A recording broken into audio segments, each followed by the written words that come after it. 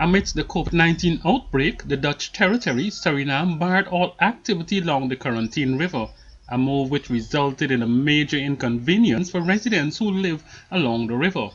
Following the intervention of Guyana's Foreign Affairs Ministry, an arrangement was made for persons from those two communities, Orealla and Siparuta, which are situated some 50 miles up the Corentyne River, to traverse the river, since many of them need to get to Corentyne for medical attention and business. The main economic activity at Orealla and Siparuta are farming, logging, and sand mining. One resident, Charles Lowe, fishes in the Corentyne River not far from his home. The restrictions are making life tough on him and his family. At Orealla and Siparuta, presently we can't go fishing.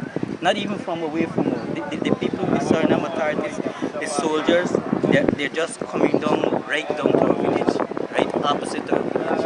And they would be there for a while. And if there's any boat, paddle boat, would go, they would ride up to them and send them back home. So it's just like we cannot, no movement whatsoever.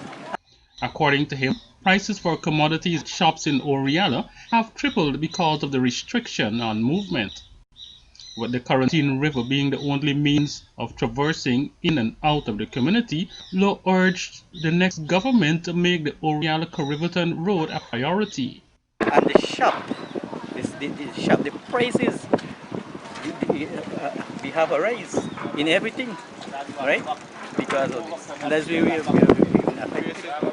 facing it, it's difficult for us, And at the moment, we don't have any cases in Orealla, all right? I don't know about in the region 6 if there is any, but this lockdown is very hard for us. And I think that the next government that would be, whoever it may be, our request, and which would be a priority for us, is a road.